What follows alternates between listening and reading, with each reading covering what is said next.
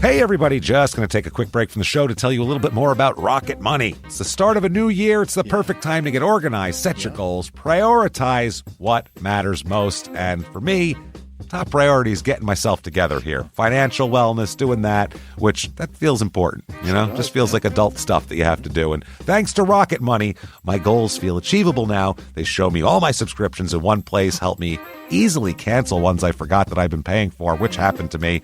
Absolutely happened to me. For years, I was paying for something. I was like, what is going on here? Rocket Money found it and saved me lots of money since then, because it's been a while. So they did a great job here. Rocket Money is a personal finance app that helps find and cancel your unwanted subscriptions, monitors your spending, and helps lower your bills so you can grow your savings. Rocket Money has over 5 million users and has saved a total of $500 million in canceled subscriptions, saving members up to $740 a year when using all the app's premium features. Cancel your unwanted subscriptions and reach your financial goals faster with Rocket Money. Go to rocketmoney.com/smalltownmurder today. That's rocketmoney.com/smalltownmurder. rocketmoney.com/smalltownmurder. Now back to the show. In the depths of an Atlanta forest, a clash between activists and authorities ends in tragedy. I'm Matthew Scher, and on my new podcast, We Came to the Forest, we expose the hidden truths behind a shootout that left one activist dead and countless lives forever changed. Binge all episodes of We Came to the Forest ad-free on Wondery Plus. This week, we look at the small town of Manistique, Michigan, where in 2015, 3 smoldering bodies were found in a burned-out car on a rural road. Welcome to Small Town Murder.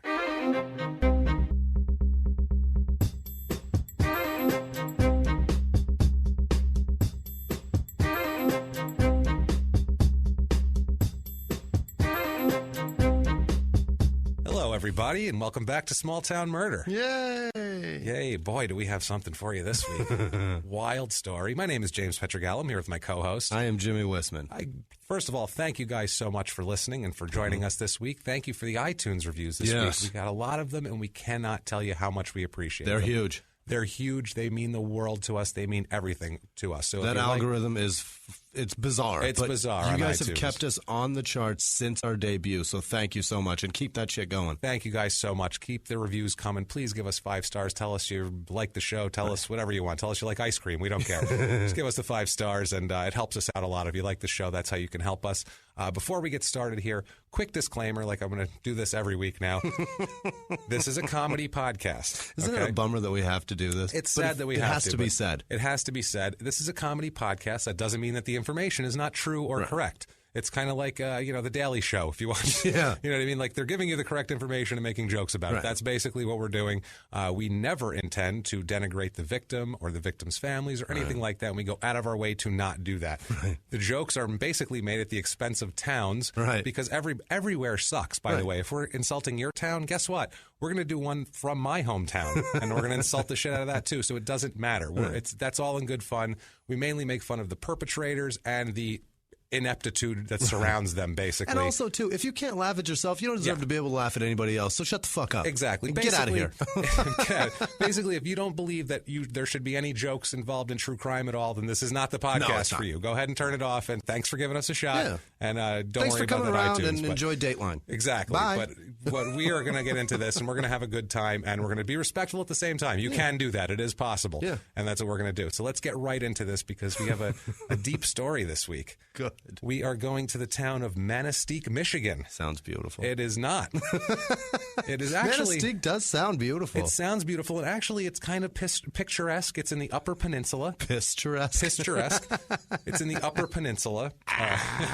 If you're not familiar with Michigan and how it works, there's 2 parts of Michigan. There's the bottom part that has Detroit and all that, and then above Lake Michigan there is the Upper Peninsula, which is basically stolen from Canada to make an even border that goes across more easily rather than dipping down into Michigan like that. So that's what it is. It's basically It's basically, this is the best way to describe this town as we get into this. Yeah. If you've ever seen The Great Outdoors with John Candy and Dan Aykroyd. It's one of my favorite movies. Yeah, it's the best movie, and it's so great. Basically, it's that town that they go to camp, to go to the cabin on vacation. It's that town. Are there pissed off dogs with porcupine eels in their face? That's what I want. I didn't find any, but I'm sure they're there in this town. Some. It's basically, the people here are like, remember the girl that the son went out with? Yeah. He's like, are you local? She's like, you don't know how local I am.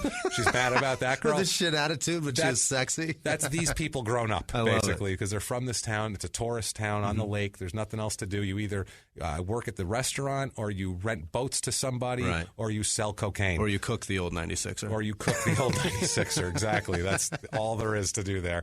So Manistique, Michigan, it's zip code 49854, in case you want to drop something in the mail. Area code 906. If you ever see that popping up on your phone, be careful.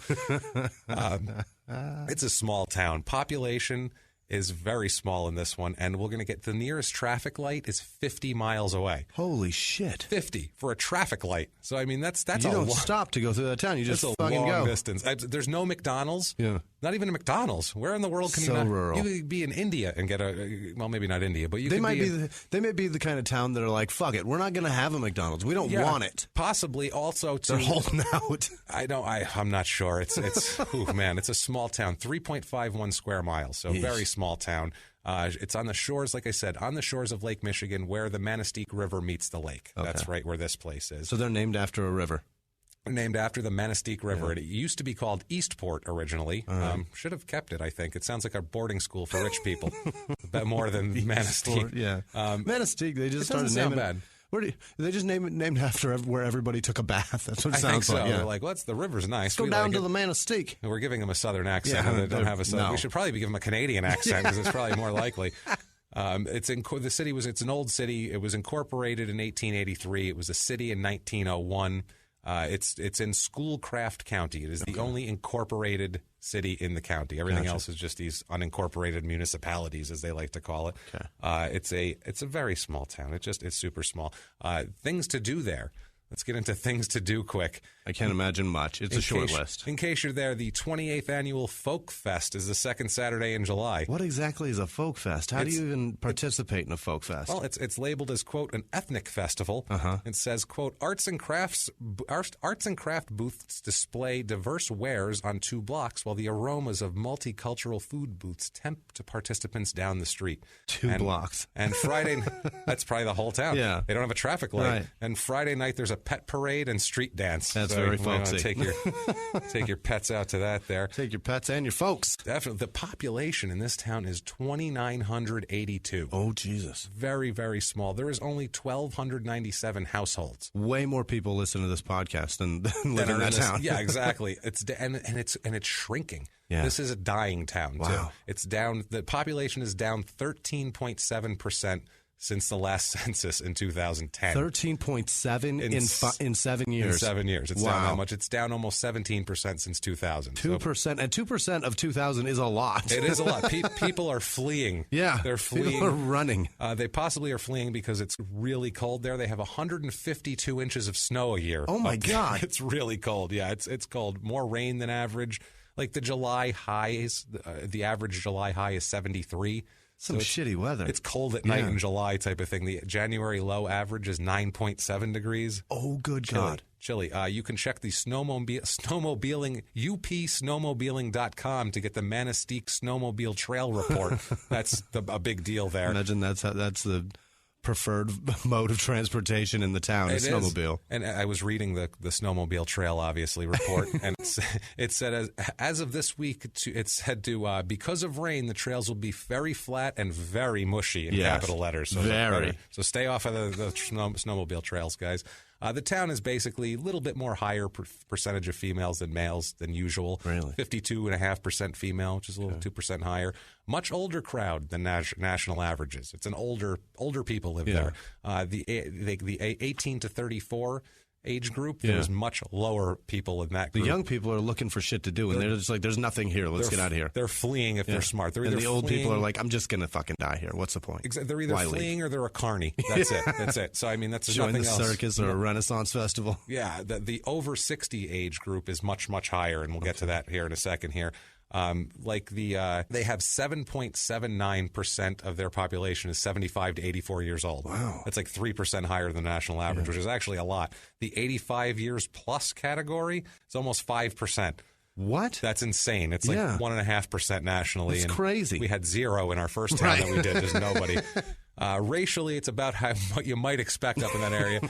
Almost 85% white, which is what you'd expect. 0.62% black. That's probably literally a black couple lives there. 0.62% live. Yeah, that's like 2 people. It's like 3 people. 2.83% Asian. 6.21% Native American, which is 10 times the national average. It's usually 0.66%. It's probably reservation close by or something. It's up. Yeah, it's in Canada. It's or up near Canada. It's a lot of that area is reservation. 0.66% Hispanic. Huh. The average nationally is 16.9. So that's way low. It's and it says right here 99.34% non-Hispanic. I by the way, if you live in a small town, I am noticing a pattern. We're only on episode 4. Right. And this is our 3rd town we've dealt with. And all 3 towns, no Hispanics, no Jews. Get yourself some Jews, get yourself some Hispanics. And you got yourself a culture. You'll have yourself less murder, I think. And maybe a city. Maybe a city. It's possible. 10% less married people than average, 10% more single people than average. It's a really weird town. The divorced people is 5% higher than the national average. There's a lot of drugs around there. That might be it. Twice the amount of widows as everywhere else, which is old people, too, I assume. They're just outliving. You're probably right. Normal amounts of children, but then once it gets to the 18 to 34 age group, when people turn 18, they get the fuck out of this place, man. It's like it's that waitress in The Great Outdoors. Yeah.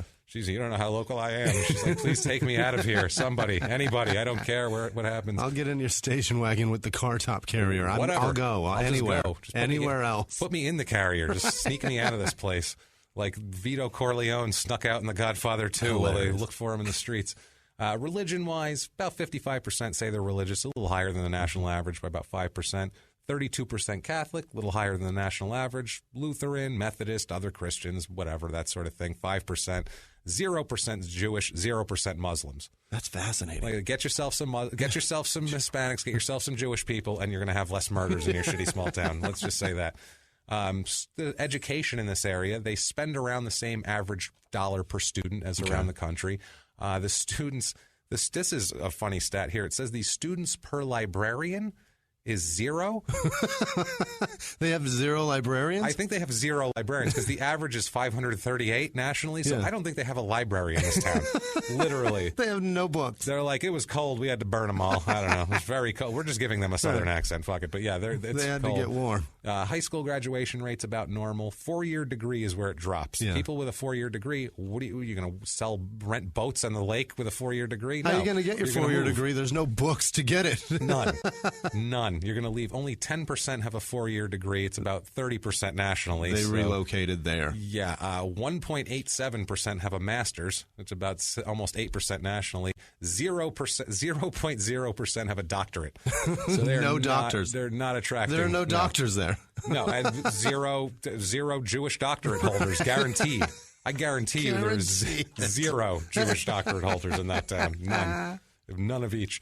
Basically, like I said, complete tourist town full of retirees and carnies. That's it. That's all it is. Basically, that's the deal.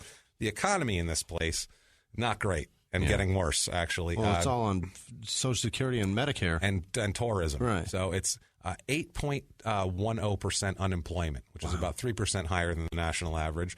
The recent job growth here is negative. What? It's shrinking. The jobs are going away. Nationally, it's 1.5% growth. Yeah. Here, it's 2.09% drop. Negative. So, Wow. yeah. Household income here. Household income averages $26,514. What? The national average is $53,482. How do you live off of under $30,000 a year? The only thing I can think is a lot of that is Social Security. Yeah. That's all I can think of is house is already paid off, or you're living on a reverse mortgage or some shit. Man, I would hate to have a mortgage in this place. 28.84% make less than $15,000 a year. Holy shit! I don't know if 28%. That is of 2,000. That's a lot. That's 800 people. That's isn't a lot. Making 500 people. Yeah, that's 500 people. Like, I'm not the best at math. Well, there's not a lot to do there also. 500 people make less than $15,000. $15,000. That's it. So that's crazy. When we get to They're washing their clothes in the creek. Oh, in the creek and hanging them up like on a tree outside, just nailing them to a tree. That's what I feel like. They walk around in long underwear with that butt flap. That's what they have to have. And this is a tourist place. This is a place where people go to vacation. And then these people that live there. I'm going to go vacation where I watch the locals wash their laundry in my drinking water. They live on the other side, away from the cabins, I'm sure. Just keep them away. They live downstream. Exactly. Like the jobs there, 0.00% fishing, farming, or forestry, which it's on a lake in the forest, so it's all tourist. Neither of that stuff is being used. The legal profession there, 0.0% legal. They have no lawyers in this town. No judges. They have no what? None. Nothing. Where do they send them for law? It's another town? They must. Yeah. It's insanity. Now here, we'll do the cost of living here. This is insane too. Basically, we'll say if 100 would be the national average. 100 is cost of living average. Here, it's an 83, which is good. It's low, but the crazy thing is the housing is 38. Wow. To 100. What the fuck costs so much? No, it costs nothing. No. It's low. 38 is extremely low. The housing is 100 is the average. Okay, all right. So they're under that. They're 40% of the average. But the cost of living is at an 83. Yeah, because other things what are else more. costs? The healthcare is more. The milk. The healthcare I know is very high, and I believe that's probably because of the older population. Oh yeah, that makes sense. A lot of people are on drugs, as we'll find out. Also, methadone. The median house cost in this area is $70,000. $70,000. That house doesn't look nice. No, it does not smell good. And I'll tell you another fact. The national average is $185,000. So that tells you there where they are. It's $115,000 less to buy a house there. The average. The average age of the homes there. Yeah. Age of the actual home 100? itself. 66 years. Good grief. 37 is the national average. I won't average. even buy a 30-year-old house. No, it's all owner-occupied houses, first of all, too. And there are 0.00% of the houses in this town valued at over $300,000. No house is even valued over $300,000. 43% of the houses were built before 1939. Wow. The Depression was still going on. They were built in the fucking Depression. That's a Depression-era house, and you're going to buy that and put a mortgage on it. Pre-war. Yeah. They were probably built during Prohibition. These guys were angry, wanting to drink, probably fucking up, nailing shit wrong. I mean, people hammering, right. People laying bricks, and Pearl Harbor hadn't even happened yet. No. Since the year 2000, they have had 0 new houses built in this town. None. They have not built in 17 years, not one new house. Nothing. No, people are leaving. They're not coming. Why build new houses? People are leaving and people are dying. I'm surprised no one said, I'm going to retire up there and build a house on the lake or something. It's but cheap. Nope, hasn't happened. No. It's, Jesus, that is wild. 0. That I don't even know what to say about that. No. It's the average. That's crazy. Is 15% is the average. It's nuts. If you are looking for a house in Manistique, if you've heard us talking about it so far and you just need to get there, we'll do the Manistique real estate report here. You can get a 4-bedroom, 2-bath, 1,900 square foot house on Lake Street.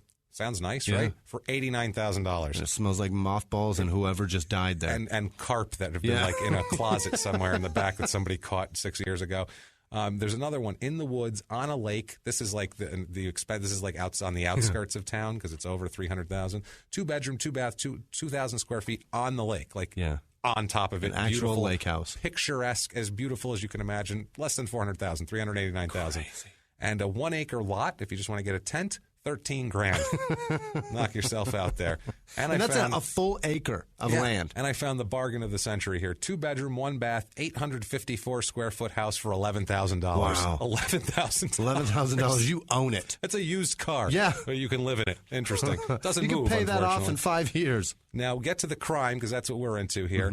There's less violent crime by average here, basically. It's a little more than half the average of violent crimes happen here. Property crime is actually a little above average here because there's a lot of crackheads. Yeah. So they're stealing shit, basically. And it's probably a lot of kids and people stealing shit from tourists. Who knows? But in this town... Probably breaking shit, hoping they'll tear the house down and build a new one, for Christ's sake. Probably. Get that first one built. Burn it to the ground. Smells like carp in here. Get it out of here. Let's introduce us to some cast of characters of this in this town here, into the crime and the violent crime. We're going to first talk about Kenneth Brunke. Kenneth Brunke is 46 years old. He's from LaGrange, Illinois. He moved to Manistique in 2011 to work for the Schoolcraft County Road Commission. What is that? He goes around in a county-owned truck and basically looks at roads and make sure they're okay. And he's like a road guy for the county, basically. He moved somewhere to do that. He's divorced. He has 2 kids. He's known as Spark on the street. That's his nickname, which is a terrible nickname. I'd like to know how he earned that. He sounds like he's got some barbed wire tattoo with like flames in it. Something or a couple of lightning bolts on his arm. Something shitty. Yeah, he's a major area cocaine and morphine dealer, this fella here. He's a mid-level guy, so he would sell to street dealers. He wouldn't sell on the street himself, but he'd sell weight to street dealers. So he feels like he's a big badass. And he is, too. Got himself a nickname, and he's pushing weight. And he's in a small town thinking he's hot shit. Oh, yeah. He's known to be dangerous and he keeps an arsenal of guns, according to one of his friends. That was a quote, an arsenal of guns. And living a few houses down from him is his buddy and a guy that sells drugs for him named Gary Cordell. Gary Cordell's around his age, 47 years old, recently out of prison when him and Kenneth Brunke met up. Right. Kenneth Brunke and him started hanging out. He got out of prison in 2011 after serving a 10-year sentence for burglary, Cordell did. He claims to be in the Aryan Brotherhood. Gary Cordell has heavily tattooed. He's like the type of idiot. He has a skull on fire tattoo. He's that guy. You know what I mean? Classy. He's a classy guy. Guess what I have? You do have that? Yeah. Jesus Christ. I have a flaming skull tattooed on my arm like an asshole. You're an idiot, too, just like this guy. This guy jumped into my boat, or I jumped into his. Let's hope you don't turn out the same way as this fucking guy by the time you're 47. Yeah. He began selling drugs for Kenneth Brunke right after they met in 2014. He lives just down the street from Brunke, and so they hang out every day and do all of that. And Cordell lives with his girlfriend Marietta Carlson, and she's a born and bred Manistique girl. Graduated from Manistique High. She's only 28 at the time, so she's a lot younger than these guys here. Gotcha. This was as of a couple years ago. She was a good student in high school, but started doing drugs toward the end of high school. Of course she did. Absolutely. Basically had a boyfriend in high school who got her hooked on, I believe it was heroin. Wow. So she was doing heroin. The real stuff. Yeah, got her hooked on needle shit. Yeah. So she started, getting into that, and then she began dating Cordell, who, was selling morphine and cocaine. It's a perfect matchup. And they are hanging out together. Match made in hell. She's a huge addict, and it is a match made in hell. And they're going to put everything here in hell. This is hell. This whole thing. It's a mess. Now, February of 2015, Kenneth Brunke, who's the head dealer here, the wannabe bad, Mr. Spark, he hears about a girl. This is how small of a town it is. There's an addict girl that does drugs and that hangs around kind of, and he hears about her. Yeah. There's a million. I don't know any of these. I never hear about some crackhead. Or I don't hear about anybody, to be honest with you, unless you live in a tiny town. But he heard from Gary Cordell, because I guess she was a customer of Cordell, a girl named Heather Aldrich. She's 25 years old at the time. He hears that this girl is blonde and pretty, and Kenneth Brunke wants to meet this Heather Aldrich. Yeah. So he arranges it with Cordell for them to meet. And for him, he's like, tell her I'm the guy with the drugs and all that. And, he's trying to, move in on her, right? She was using a lot of cocaine and morphine at the time, so that's not a bad strategy on his part, I got to say. Heather Aldrich is from Germfask, which is a small town in Schoolcraft County. This town only has 491 people in it. Wow, that's so she's moving on up. Yeah, she is. You don't know how local I am. Right. That's this girl. This is the girl. I'm telling you, man. This is, I hope that actress, it worked out better for her. She's a high school dropout, Heather Aldrich. She got her GED. She's 25 years old and has 5 children. 5. Oh, my goodness. Yeah, she started doing drugs early and started having kids at a young age in high school. Oh, good God. Long history of drug abuse, and all of her kids are adopted out. Of course. Thank goodness. That's a good thing. Yeah. They're all adopted out to different families. Shit, yeah. She was arrested in 2011 for drug possession, which is, she'd get clean from time to time. Yeah. Basically, like most junkies do. Most do. Yeah. And she'd come in and out. Like she had a job at a local casino for a little while just to try to get it together. But her life basically is completely run by drugs since high school. It's a disaster, pretty much. She is now in February of 2015. When we were talking about here, when we're introducing these people, Heather Aldrich is arrested in Gould City, which is nearby, in a drug and prostitution sting. Perfect. She's doing a lot of things that are not great for her, really. They're things that are dangerous and things that you wouldn't want someone you knew to do. Not how I want my daughter to live. No, you don't want her to be shooting up morphine with some scumbag, hanging out waiting for the old 96er to be done. You don't want that to happen. You don't want any of this shit to happen. Now, late February, early March, Cordell introduces Heather Aldrich to Kenneth Brunke. Okay. And not a bad things here. This is a bad cocktail, we were going to say. We wish for everyone's sake that this never happened. At the time, she had been sleeping in her car, and she would also go to cheap motels to turn tricks to get enough money for a room. Oh, no. That's where she's at this point. That's the life that she's living. The legit prostitute life. She's 25. Oh, I mean, she's still young. And she has 5 kids. 5 kids. It's really sad, man. There are 45 months of her life where she was knocked up. Yeah, already. And she's still, at 25, she's still living a shitty life. Yeah, that couldn't even, nothing could clean her up. No. And nothing has been able to clean her up. But Brunke really likes her. Apparently, she's very pretty still, even though she's been doing a lot of drugs. She's very pretty. She's 20 years younger than him. Right. And I don't know, he probably sees someone he can manipulate with drugs also, which I'm sure helped his liking of her. She started sleeping at his house. He invited her. You can stay over here. He would give her free drugs. Yeah. And the whole time he's trying to start a relationship with her, basically. And she's kind of not real. She's taking the drugs. Yeah, of course. And she's sleeping over, but she's kind of not really into the relationship. A little apprehensive because he's a drug dealer and he's probably not the best looking man. I think that's it too. He's 20 years older than her, and I think she has other boyfriends too, as we'll get into, and that's what makes her mad. Now, Cordell right away told Brunke to not let her in the house, basically. He said, look, she's just going to use you. What are you doing? You don't need this girl. Why are you doing this? He said, Gary Cordell said, quote, I encouraged him to have Heather, to not have Heather at his house, to only treat her the way she wants to be treated, but he never took my advice, and he let her come to his house, and they began to see each other on a regular basis. Oh, no. I wish for her sake she didn't here. Yeah. Now, she would come in and out of the house. Basically, she wasn't, there 24/7, obviously. Right. She's not bound to the home here. She'd come in and out. Brunke wanted a real relationship. He just didn't want to, shoot her up with morphine and have sex with her. He wanted to, then have maybe get her off that. Well, no. Shoot her up with morphine, have sex with her, and then not have her go have sex with other people. I think was all. He just wanted to control her. I don't think it was to help her or do anything positive in her life. Just not do that with other people. Just control her, keep her in the house, and make her his little toy or puppet or whatever, which is horrible. It's fucking horrible. He would get mad when she'd disappear for a few days. As you I mean, yeah, you would but you kind of should expect that. Right. You're putting the shit in her that makes her disappear for that many days. You've invited a drug addict into your home and created worse. And then go, why isn't she stable? Right. She's a little unstable. Have you noticed that? It's kind of strange. I would expect her to be more stable. Right. That's all I'm asking. What's a drug dealer got to do? And maybe also too, when she's in the house, she's probably constantly on shit. She probably goes away for a couple of days to clean up for just a couple of days, because that's what they'll do. They'll go on a bender and then I got to get my shit together for a few days to not die. Right. And then they go back to it. Now, she'd go to her mother's house a lot. We have a quote from her mother, Kelly Roll, and we're going to have a few quotes from her over the course of this story.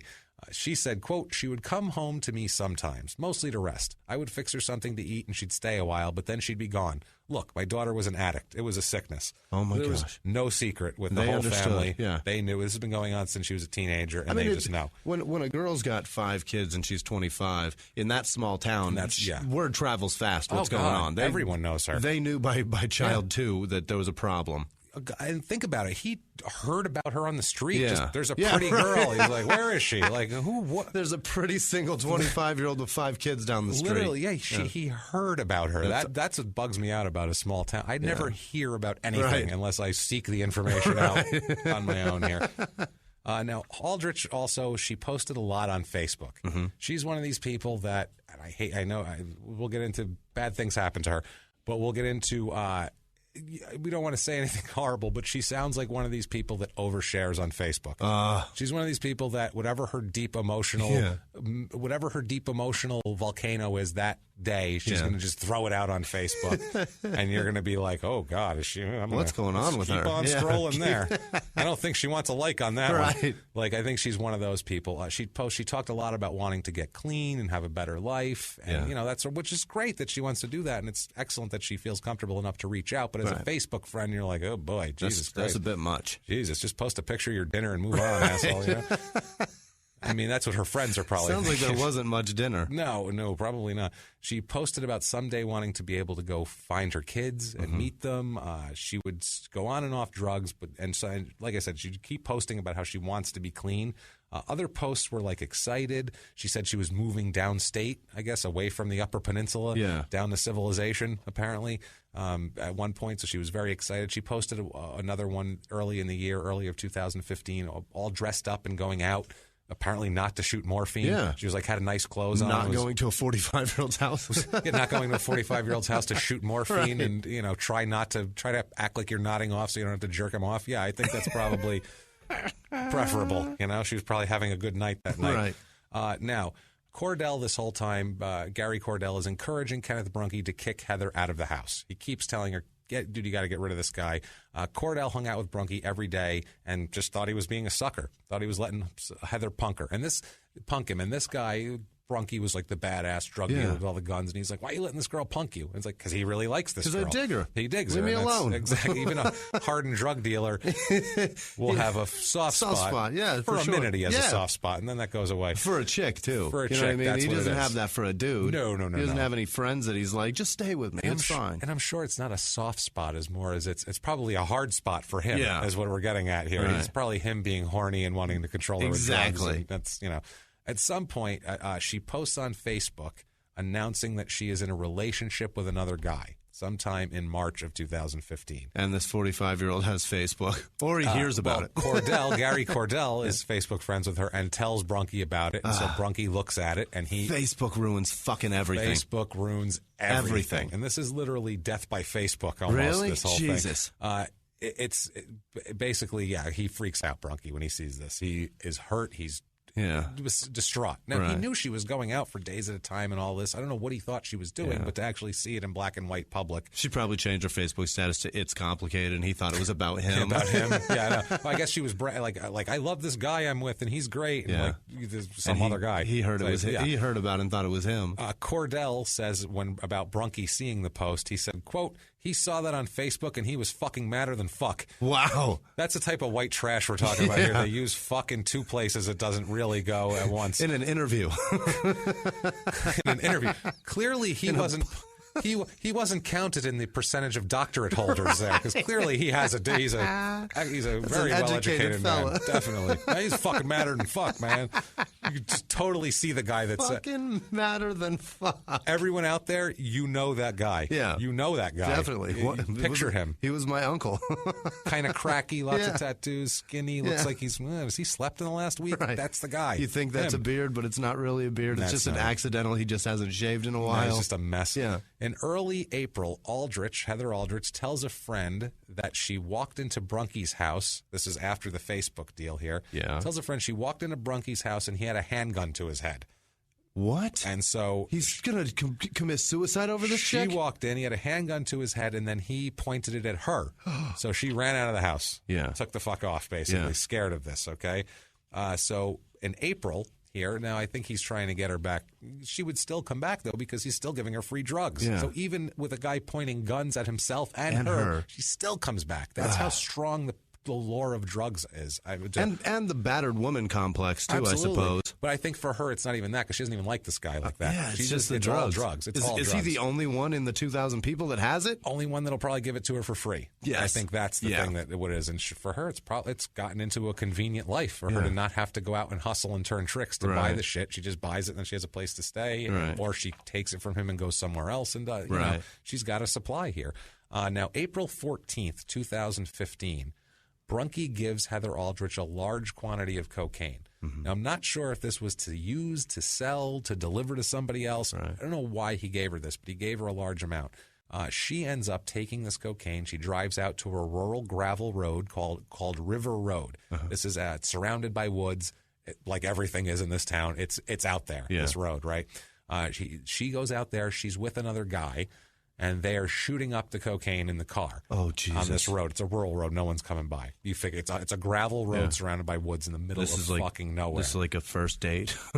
This is a guy. I think this is the guy from Facebook, probably. And they're shooting the cocaine up together.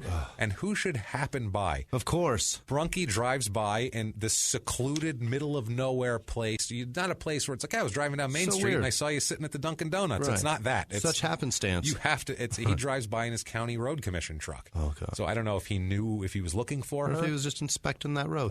Or if he was inspecting the road. It's only a 3.5 square mile town, so you could probably just inspect all the. That's his afternoon thing. From 2 to 4, I inspect all the roads, and then I go home. Like I think maybe that's what it was. I'm not sure, but either way, Brunke sees them. Yeah, and he didn't seem too happy. The man in the car would later tell police that Brunke saw them and what they were doing, and he glared at them pretty hard and then drove off. Yeah. Now think about that. He obviously knows her. Yeah. They live in the same house. She's doing his cocaine in the car. To not come over and just say hello, even right? You got to be pissed. He stays in your. Pissed. You stay in this man's house. Yeah. Free of charge. I mean, for him not to go over and be like, "Hey, how you doing?" He must have been really pissed off. Oh yeah. That's my point. Yeah, totally. He just drove away, gone. Right. So Heather Aldrich here ends up coming back to Brunke's house the next day, April 15th, because nothing's been said between them that that he's pissed or whatever. So she's just going to act like all's cool and come over the house. She comes over the house. She finds his stash. Finds his cocaine stash. Now, she probably knew where the stash was and just knew better than to steal it. And now, I don't know if she's on a bender and needs to do it or whatever, but she finds an ounce of cocaine, which is his stash, in a PVC pipe buried in the backyard. It's a plastic pipe for people who don't know. She had to dig PVC this shit up.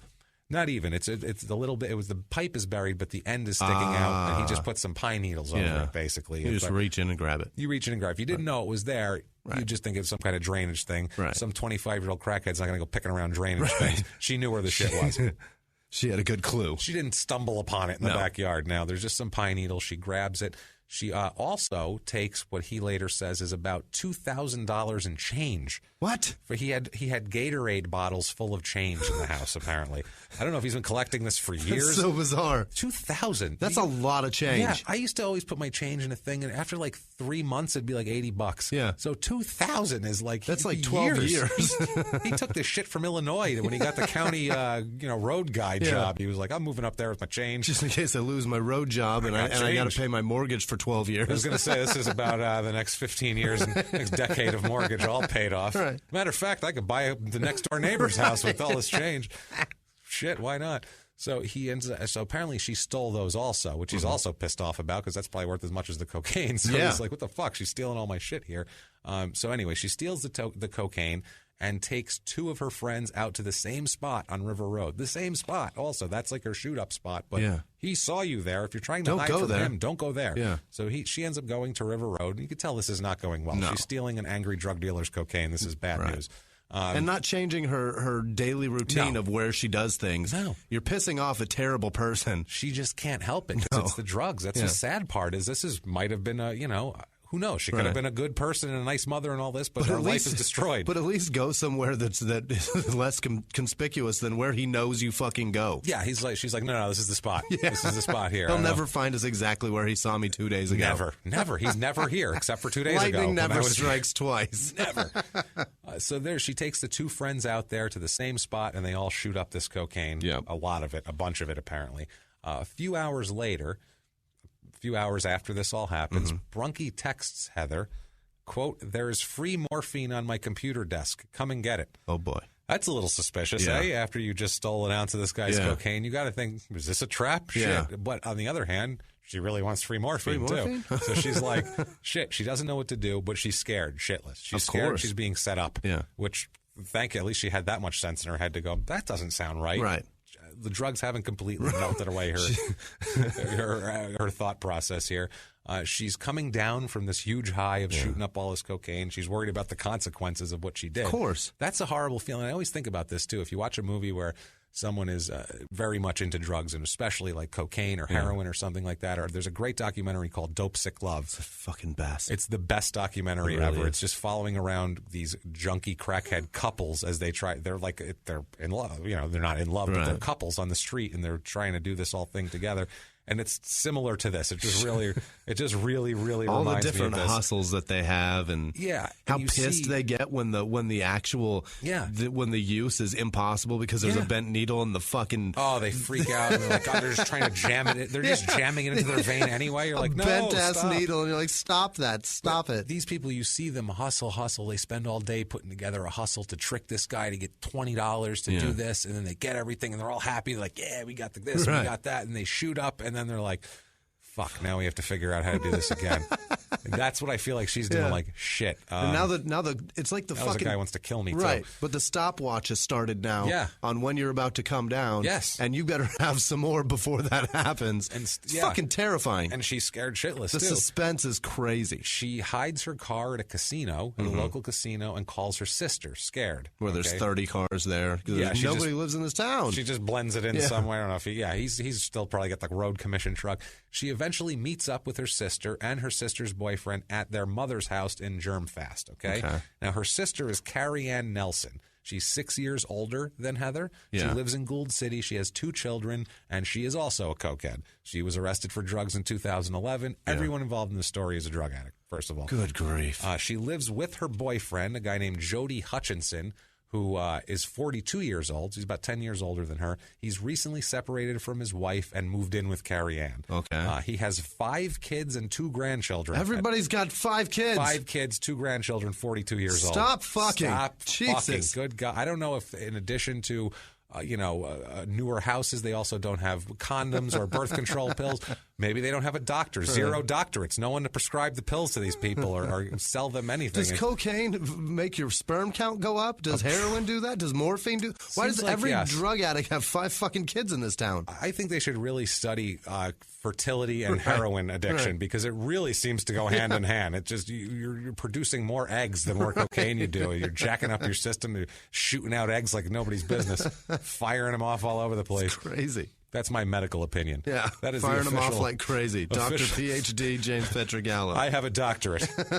I am the most educated person in I do not have a doctorate at all in anything, especially not anything that has to do with medicine. Nothing reproductive, that's for sure. Fertility, reproductive, biology, or drugs. Nothing. I know shit. So keep it going here.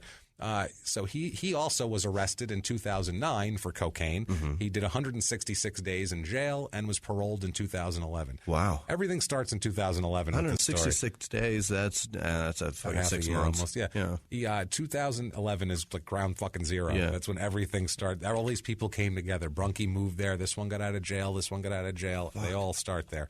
Now, they're all at Heather Aldrich, Carrie Ann Nelson, Jody Hutchinson are all at the mother's house. Right. Heather Aldrich and Carrie Ann Nelson's mother's house.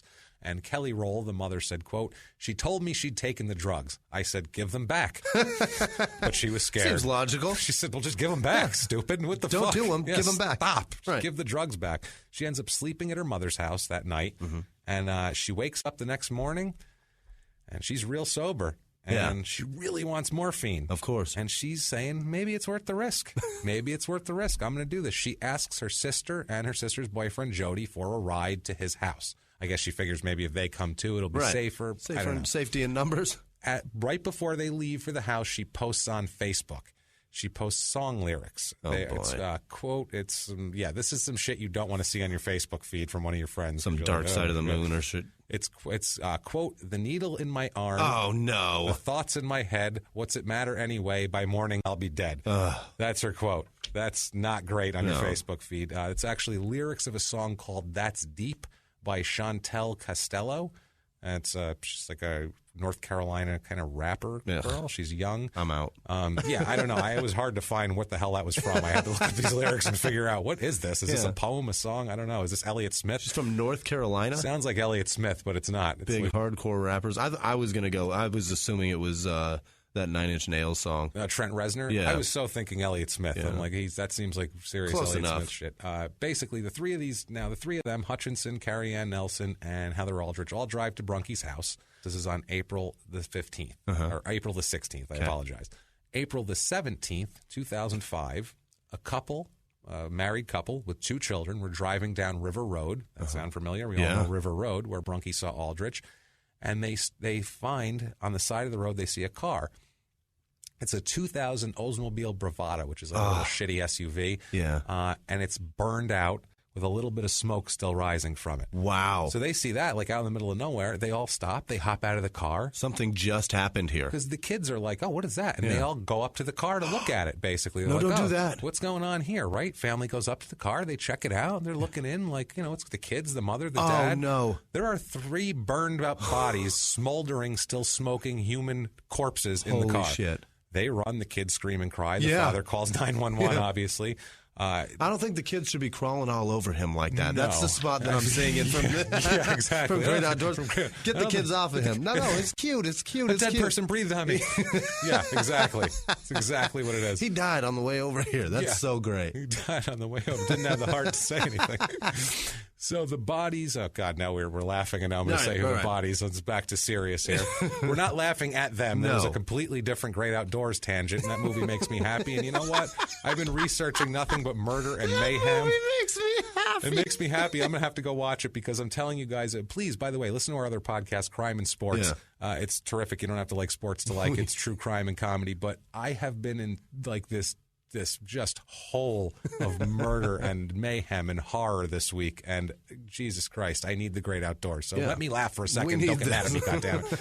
So the bodies turn out they are Heather Aldridge, Carrie Ann Nelson, and Jody Hutchinson, all three of them. Days later, a friend of Cordell tells police that she was with Cordell when he threw away items belonging to these victims in the river. So there's already a witness hooking Gary Cordell into this mess. About 10 days after the murder, Cordell and his girlfriend, Marietta Carlson, are arrested. Now, both confess to the murder. Oh, my God. They confess. It's already over? Not even close. But they implicate Brunke, okay? They implicate Brunke in this, but also now the stories start changing after that. Brunke is gone. They cannot find Brunke. He's missing in action.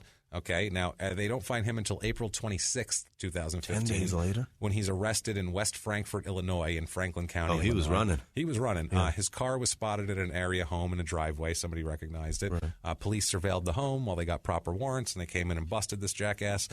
He only gives one interview with police, Brunke, before getting an attorney, and all he said was, quote, "I was upset. I didn't sleep that night. Someone I thought I cared, or someone that I cared about, basically stabbing me in the back." He's very upset that she found another guy, which he's telling them. But he said he denies everything else. Denies he was home when this thing happened for the killings. He said, "I don't remember. She never came over when I was there." He said, quote, "All I know is when people left my house, they were vertical. They were fine." He's like, "I don't know anything about this," okay? Now, Marietta Carlson, the girlfriend of Cordell, tells police that Brunke strangled Heather Aldrich in Brunke's bedroom while she, Carlson, held her legs down. Okay. That's what she says. She later changes the story and said that Brunke had Cordell strangle her while she still held his legs, but he said he couldn't do it, Brunke. He said, "You have to do it. I can't strangle her. I like her too much," or whatever. He says that while that was going on, Carlson says that Brunke was in the basement killing the other two who were tied up down there. Okay, that's the story that she gives. Yeah. Gary Cordell's story, he says he was upstairs while Brunke strangled Carrie Ann Nelson in the basement. Said Brunke came upstairs and said it was really easy. It only took like 2 minutes, basically, is what he says Brunke said. Now, okay, that's where it stands right this minute. They're each facing 12 charges. Both the men are. The charges are 3 counts of, quote, open murder, which I don't know what that is, possible life sentence for each of those, 3 counts of conspiracy to commit homicide, again, each life sentences they carry, 3 counts of felony first-degree murder, which all carry life without possibility of parole, 3 counts of unlawful imprisonment, which is 15 years for each count. Marietta, the girl there, Marietta Carlson, faces 8 felonies, 1 open murder, 1 conspiracy to commit murder, 3 first-degree murder, 3 counts of unlawful imprisonment. So they're up on some serious charges, these people here. Marietta Carlson, on June 15th, this is only 2 months later, a month and a half later. Yeah. So she's a key to this whole thing because she's given a pretty broad statement that they really need her for this case. Shit, yeah. And she's up for the lesser charges. She's up for the lesser charges, and she's given a statement that they really want to have in court. Now, Marietta Carlson on June 15, 2015, is transported from the Schoolcraft County Jail to the Schoolcraft Memorial Hospital.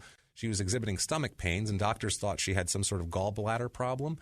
She ended up dying the next morning. She just died, 28 years old. She drops dead. Autopsy showed endocarditis, which is an inflammation of the inner layer of the heart.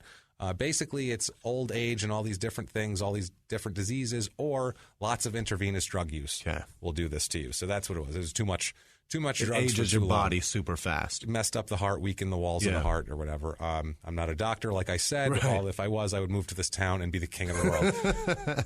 Now, at this point, too, there's another witness, a jailed drug suspect that used to sell drugs for Brunke, said that on the day of the murder, he went to Brunke's house and saw Brunke talking to Heather about the stolen cocaine. So he's placed Brunke with Heather at the house when this whole thing was going on. With the confrontation.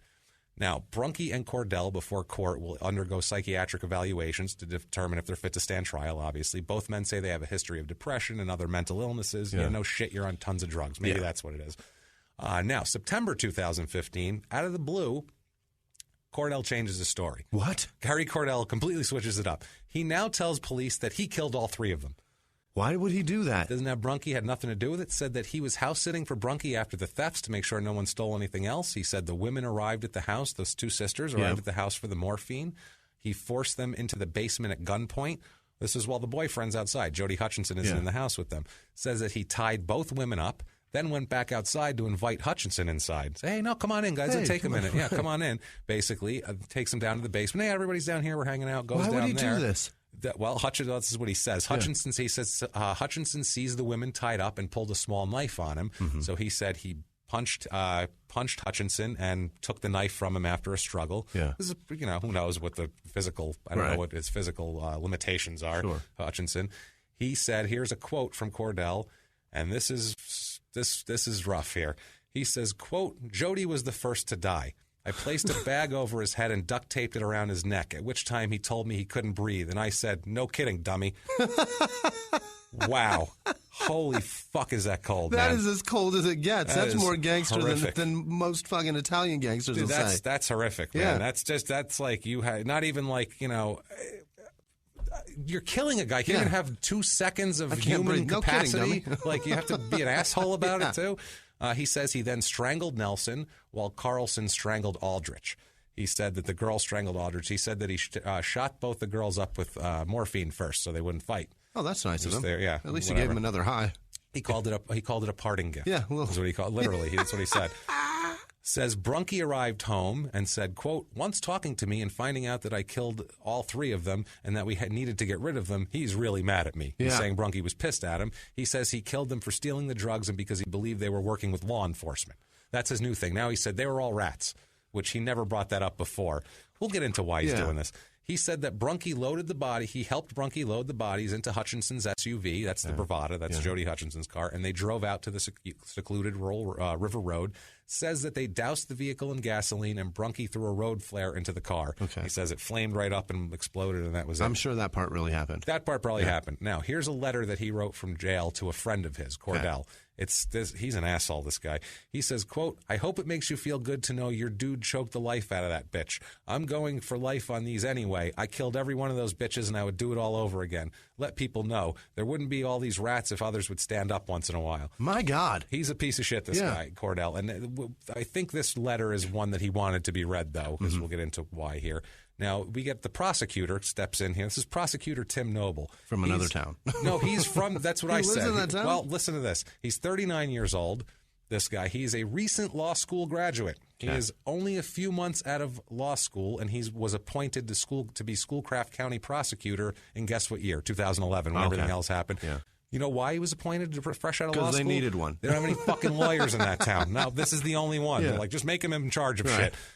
He ran unopposed at that for the election to be the prosecutor. Nobody else was qualified. No fucking lawyers there. So he runs unopposed to be elected to that position. So now he's elected office prosecutor. Right. He has never tried a murder case before. Good one to start with. Surprise. He could have called in help from the Michigan Attorney General's office. No, I got this. I'm good. I'm good now. They often send veteran prosecutors, trial prosecutors to small towns for murders. Experienced people who know how to put together a murder case. Of course. The representative for the Attorney General said, quote, to the best of our knowledge, there was no formal request for assistance from Schoolcraft County. So he did not put in any... He didn't need any help. Didn't want any help. Now, Jody Hutchinson's brother is angry that Noble didn't ask for help, obviously. He said, quote, he doesn't know what he's doing. Everyone is real mad up here. They're just pissed off in the whole town. They're all pissed off. Now, due to Cordell's change of story and Carlson's death, because now they can't use her testimony. Right. They can't use her statement because she can't be cross-examined. Right. So everything she said is gone. Doesn't matter. The state has no evidence against Brunke. Because all they have is Cordell's story now, so they have nothing against him now. They have nothing. What the fuck? The prosecutor drops the murder charges. This asswipe drops the murder charges against Kenneth Brunke. Not against Cordell, but against Brunke. Brunke will be allowed to plead to obstruction of justice and lying to a police officer.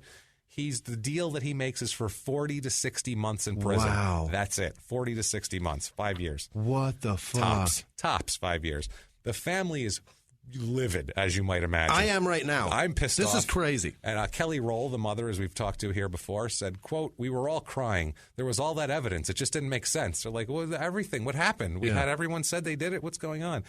Everyone believes that Cordell is taking the rap for Brunky here, is what's going on. The families think he's taking the rap in exchange for money and for caring for Cordell's elderly mother. That's what they think the deal is. Oh, okay. So you're going to get out, you're going to be fine, and you're going to take care of my mother. And there's some proof of this, too, sort of, what he says in court. October 19th, 2005 is the preliminary hearing for the Cordell trial. Brunky is set to testify. Before the hearing, the prosecutor, Tim Noble, hears a rumor that Brunky owed Cordell $6,500. Usually Cordell owes Brunky money because he's the guy, he's selling drugs for Brunky, and Brunky has a job and he's a homeowner, he has money, and this other guy's a schmuck who's selling his drugs on the street, probably for subsistence to have his own, you know what I mean? So on the stand, the prosecutor asked Brunky about owing Cordell money. Brunky fumbled, but said he owed him money for things like chores and landscaping. He said $6,500 for landscaping. Now, meanwhile, the reporters have gone out to the house. The house is completely unkempt. No landscaping has been done in 10 years on this fucking house. Basically, they couldn't get any other answer from him. He just said that's what it's for, chores and landscaping. Cordell refused to let his lawyer cross-examine Brunky. Wouldn't let his lawyer go, hey, that's bullshit. You're putting my client in and weren't you there? Wouldn't let him do it. He said, there'll be other opportunities. Sit down. And he literally told him no. That's crazy. The lawyer said he won't let me cross-examine. And the judge said, well, that's what he wants to do. It's his defense. Insane, right? They just let Brunky tell the story that he came home to discover Cordell had killed all three, and he said that Cordell had a gun, so he had to help him get rid of the bodies because Cordell was threatening him. And they just have to buy all this. There's nothing they can say because Cordell's saying, yep, that's what happened. That's what happened. And they want to clear the case in some way, shape, or form.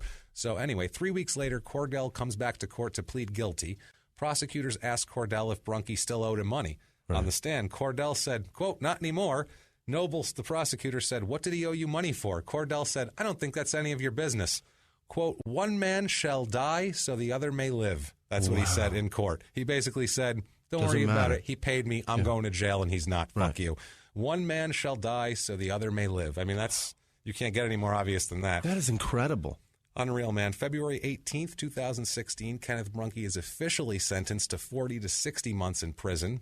And he's credited with 299 days served, too. So he's going to do less than 5 years. He's going to do nothing. He's going to do probably 3 years. He's and probably out. He killed 3 people, probably. Probably killed 3 people, at least as a horrible drug dealer. Anyway, the town is angry with the deal for Brunky, obviously. A resident, there's an article where they go and interview residents of the town, and the resident that didn't want their name on the article, because literally they said they didn't want to anger the small town prosecutor. Yeah. That's some small town shit. I don't want the prosecutor to be mad at me. Don't piss him off. I don't know who the prosecutor is. I don't care if he's mad at me in the city I live in. You know what I mean? He said, quote, it's a town torn apart. How is it that they can say this guy wasn't involved? There's something going on here. We're not getting the whole picture. This is fucking crazy. This is some crazy, ridiculous small town. How does this fucking happen? It happens in shithole. It happens everywhere probably, but this is obvious. It's clear why this happened. Now, Brunky, after the sentencing, Brunky is charged. This is good here. They can't do anything with the murder, so they charge him with 3 counts of delivery and 1 count of conspiracy to deliver cocaine. I love it. Try to get him on drug charges. Trial is set for November of 2016, it was. He faces up to 30 years in prison for this, so let's hope they get him. Let's hope the judge dings him extra hard. Yeah. Now, November 14th is the sentencing of 2016 is the sentencing for Cordell. 11th Circuit Court Judge William Carmody said of him, this is a good quote here, said to Cordell as he sentenced him, quote, I've never been an advocate for the death sentence, but in this particular instance, I could probably find an exception if this were a different state, such as Texas, because you've earned a different penalty in this court's opinion than we will have to be dealt. 3 life sentences, no parole. Wow. Fuck off. On drug charges. No, that's that was the other guy. Cordell. Okay, that's for the murder. Yeah. So it's like, you want to take that's the rap? Some gangster shit for drugs. You want to take the rap? Yeah. You got it You now. got the rap. 3, That's no your parole. rap. Take a hike. December 8th, 2016, the trial of Brunky is delayed. Delayed? The drug trial is delayed till April 17th, 2017. So we still don't know if he's going to get out. Oh, my he's God. still hanging in the wind. The trial was supposed to start in December. Yeah. The defense has asked for more time to prepare, and for some reason they gave it to him. Yeah. Now, Noble, the prosecutor, since then, he's embarrassed about this whole thing. He claims he did ask for assistance, but was refused. Yeah. He said that the state's attorney's office told him that it was a local problem and to fuck off, and they weren't going to help him, basically. Well, yeah, because he looks like an asshole now. He wrote a whole article in the paper up there. Really? It's a whole article defending his actions. I did this, I did that, I only did this because of this. Literally, like, that's how much the town hated him. He needed to put out an article to say, some sort of defense. Yeah, it's insane, man. So, I mean, that's the Kenneth Brunke, Gary Cordell, Heather Aldrich mess. And the one thing I have to say, guys, because Kenneth Brunke, we all hate this guy. We all want him to go to jail. Don't punish a different Kenneth Brunke for it. Oh, God. There's a guy named some poor guy named Kenneth Brunke who's the senior vice president at Callan Associates, Inc. in Chicago, Illinois. It says about Callan. At Callan, they collaborate with each client to build tailored and lasting investment solutions. I am reasonably sure that he will not strangle you while a crackhead holds your legs down. So hire that guy maybe and don't take it out on him. Tailor-made to your investments. Tailor-made to your investments. So that is Manistique, Michigan, and a messed up town. I'm not visiting ever. I'm not visiting either because I don't want to get killed there because no one will be held responsible. No. They'll held somebody responsible who had little else to do with it. It's ridiculous. So. At least, I mean, if there's any sort of silver lining, at least that girl's kids are already in somebody else's custody. That's the silverest lining that's possible in this, because this is just so fucked up. Otherwise, yeah, it's just horrible. Oh. And her mother's distraught. Everybody's messed up. It's a mess, and that's what happens in a small town when they don't have the resources and they don't have a lawyer. They don't have more than one lawyer. Maybe if they had a half-decent prosecutor, he could have manipulated the situation a little bit better, but instead, we have one guy going and one guy maybe going for something completely different that's not even this. Hopefully he gets the 30. Hopefully. You want that Brunke guy to stand there and know that he's getting it for Heather Aldrich and for Carrie Ann Nelson and for Jody Hutchinson, not for drugs. Right. You know what I mean? Not for the coke. So you get 60 months for killing 3 people. You get 30 years for selling cocaine. That's normal. Unbelievable. That is insane in this country, but whatever. Let's do that. That is Small Town Murder for this week, guys. Thank you guys for coming around. Thank you guys so much for checking it out. Follow us on social media, please. It's at Murder Small on Twitter, and on Facebook it is Small Town Pod. Right. So you can follow us there. Please do that. Please also iTunes reviews, like we said. If you like what you hear, please give us 5 stars. Tell everybody you like the show. It really helps us. It moves us up the rankings. It helps us get sponsors. Right. It makes the show kind of, worth all the effort. So please do that for us. We beg of you guys. Otherwise, shoot us a message, say hello. We're going to do a bunch of shout outs and name everybody that's done that also at some point here. And you want to give them your social media? Yeah, I'm at Whisman Sucks, WHISMAN Sucks on Twitter, Instagram, and Snapchat. Come around, say hello, and we'll drop your name into a podcast and talk about you a little bit and how supportive you've been. Please, we would love that so much. Get a hold of us. We sound like we're dicks, but we're really actually pretty nice guys, and we'd love to talk to everybody. And if you also have a small town murder case that you know of, if your town had a murder, shoot it to us. We'd love to hear about it. Tell us what it is, because I found about 150 of them just to start with. Yeah. So we have years of this right off the bat, and that was without even any effort. So if you have an interesting case that you'd like us to do a little earlier than that, go ahead and do it, man. And we'll be definitely into checking that out. Yeah. So thank you guys so much for listening. Come back next week. See us again, guys. It's been our pleasure. Bye.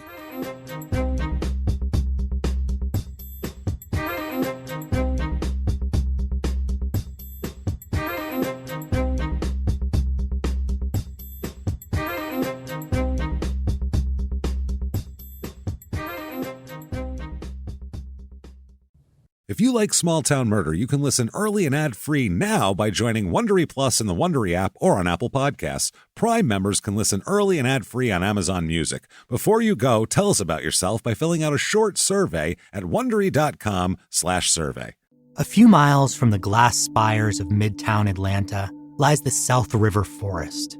In 2021 and 2022, the woods became a home to activists from all over the country who gathered to stop the nearby construction of a massive new police training facility, nicknamed Cop City. At approximately 9 o'clock this morning, as law enforcement was moving through various sectors of the property, an individual, without warning, shot a Georgia State Patrol trooper. This is We Came to the Forest, a story about resistance. The abolitionist mission isn't done until every prison is empty and shut down. Love and fellowship.